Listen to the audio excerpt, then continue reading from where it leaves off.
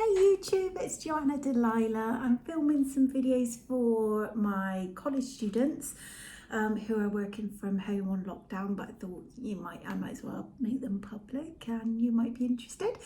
If you'd like to learn some basic face painting brush strokes, then stay tuned.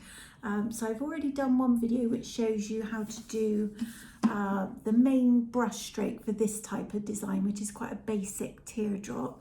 And we also looked at how to do the little dots. So I'm going to show you a couple of other basic brush strokes that face painters use. I should say I'm not a face painter, but I know how to do it, but because I don't practice it all the time, it's not one of my strengths. It's one of those things that the more you practice, the better you become and the easier it all is. But I can kind of grasp the basics enough to do a nice little design. So a couple of things I just wanted to mention from a health and safety perspective. Obviously you should always make sure you're washing and cleaning your brushes between each client. You're going to use sponges, which a lot of face painters do, then you need to use either disposable ones or obviously a clean one for every single client. In terms of removing face paint, and this is really important, you might see me using a baby wipe, shock horror, just to wipe my hands off. I'm fine with using baby wipes on my hands. I don't have any reaction. I would never use a baby wipe on my face, and I would definitely always tell clients to remove face paint with soap and water.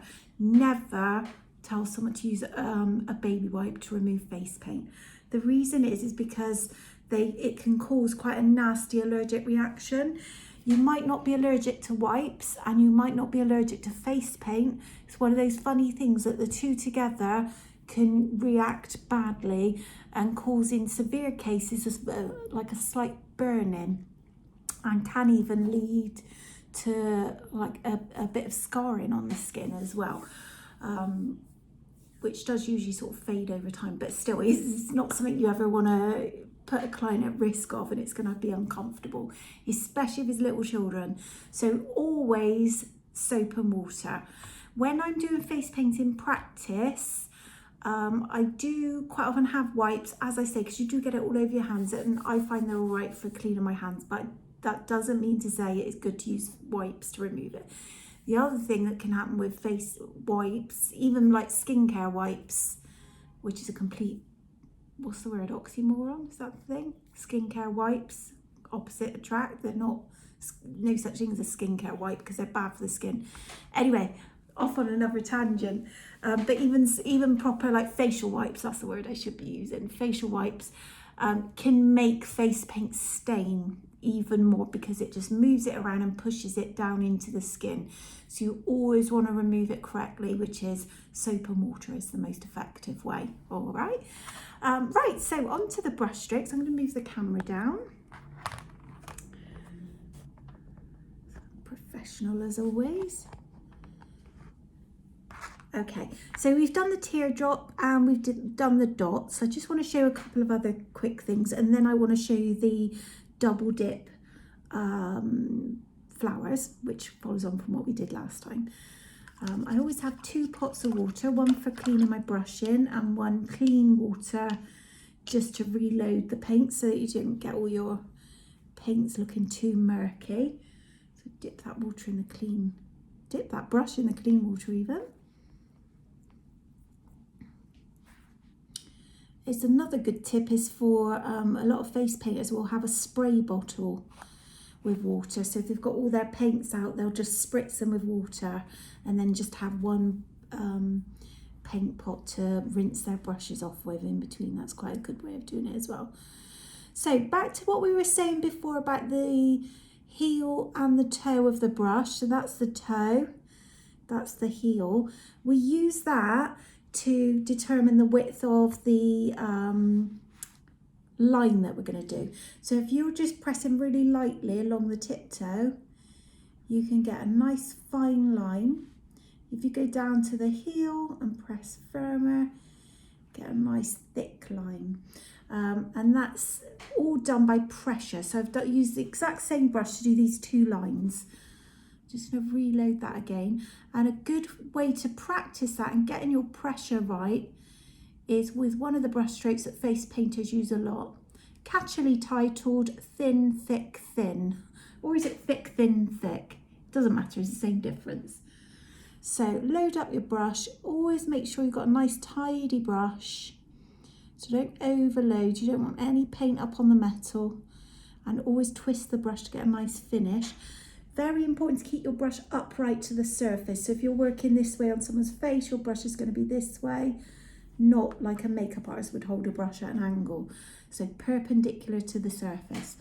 And just practice going from thin to thick to thin. So thin down to thicker, back up to thin, like so.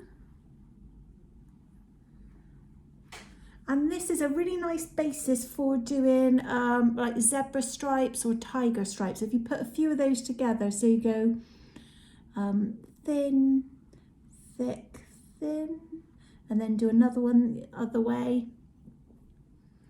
So thin, thick, thin, thick. I did that back to front then, I did that wrong. Hopefully you get what I mean. But if you build up a few of these, reload them, you'll get a nice pattern. So where you've gone thick there, go thin and then thick. That's what I meant to do. Oh, I've done it wrong again. Awful demonstration of tiger stripes. Hopefully you get what I mean. Right, let's try again one more time to do a tiger stripe. Goodness me. So thin, thick, thin, thick, thick, and then there we go. So you're kind of reversing what you're doing every other stripe. So if that was on an orange background and we were using black to do our lines, we'd have a lovely tiger stripe situation going on. So thin, thick, thin, or black and white for a nice zebra pattern, yeah? So thin, thick, thin is useful in lots of ways. You can also use it for your teardrops and petals, and you can, with your teardrop brush stroke, you can kind of go round a corner and do what's called a swirl, swirls and curls. I must admit I'm terrible at swirls and curls, so can't be as bad as my tiger stripes, but well, you'd think that, but I am. But anyway, so if you start to do your teardrop, so this is the teardrop, so you go along and down and lift up, you can add that onto your line, so you just travel with it.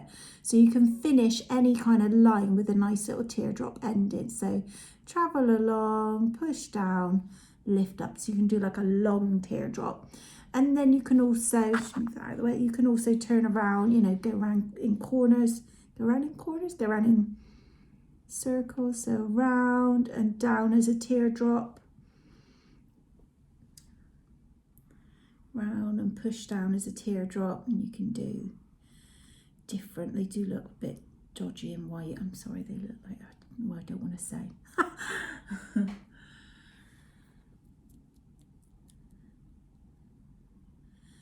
And then, so that's your sort of swirls with a teardrop, and then swirls and curls, you would go, let me just move this a little bit. So starting on your tiptoe, come down to the heel round the corner, and then back up to the tiptoe and finish on a tiptoe. You shouldn't have to do what I've just done, which is go back over and tidy up. That's someone being very out of practice for you. What you want to do is build up so that in the end you've really got a nice flow with these sort of swirls and curls. So you can, on your tiptoe, go wherever you want the pattern to be. Fine, fine, fine, thicker, thicker, thicker, up, and a little twist usually gives you a nice little flick at the end. Again, not the best example, but it's all for practice. So tiptoe along, down, push down with the brush, twist and pull up to get, and that's a bit better, a nice fine point. So you see, as I got going, it's all about practice. The last few that I did weren't as bad as the first one. Tiptoe along, push down, twist as you pull up. And there we go, and that's your curls and swirls.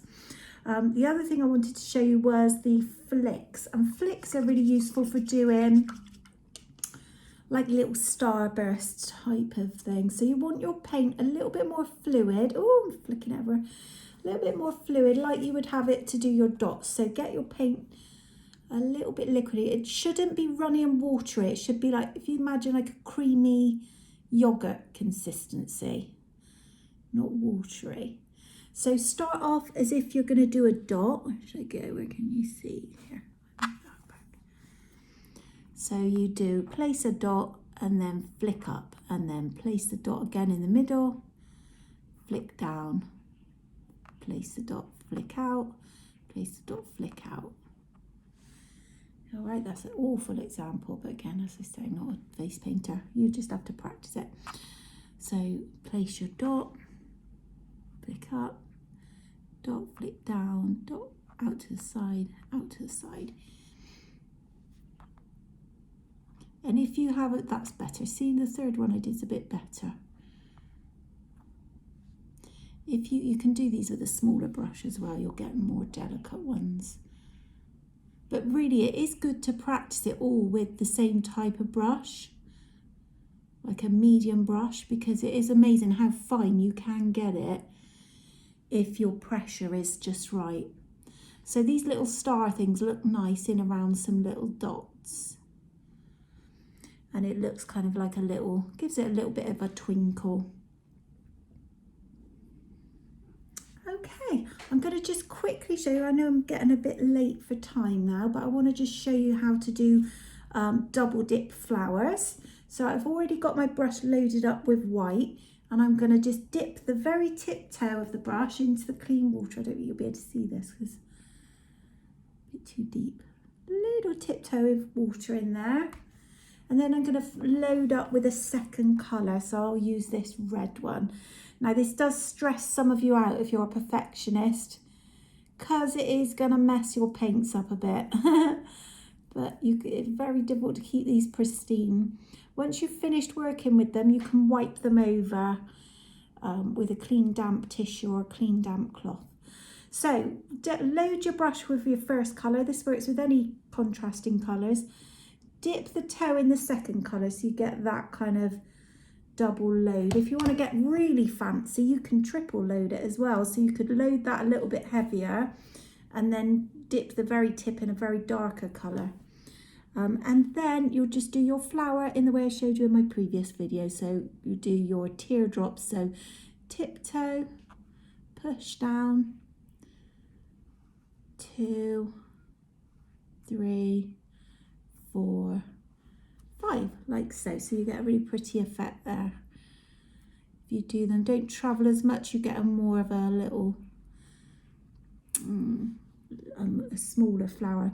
And what I quite like to do with these is do a little travel at the end of the design. So I'll do 1, 2, 3, 4, 5. That's my main flower. And then choose a side wherever you want the tail to come off. And you'll do little footsteps. So you're going to go 1, 2, 3, like that. So you get a nice long little bud coming out of that. Just move that so you can see. And you could have it coming this way as well if you wanted. So you can go like 1, 2, 3, like that, curving around a corner if you want to. And then I like to just add a dot with a corresponding different colour. Just do a yellow, or you could do a glitter. Just quickly add some little dots to the centre of the flowers. So just place your dot in the middle of your flower. I showed you how to do dots on the previous one. I also quite like sometimes to use several little dots in the middle of a flower. This paint is too wet because I'm rushing, but hopefully you get the idea. And then you can add it into your little seed one as well, so you can go up and down your little bud. These look quite nice in green, shades of green as well for leaves. So then you can add, if I can do a green one quickly. The same teardrop petal works nicely for leaves as well. So in between your flowers, add a couple of green leaves. That always looks nice. And you can do the same sort of little travel one, little having a few leaves coming out. All right, so that's that one. Sorry, this was a bit longer. There's lots more I could show you, and I will do a couple more videos just to show you some of the basics, but that's enough to be getting on with. So get practicing, and I will see you next time.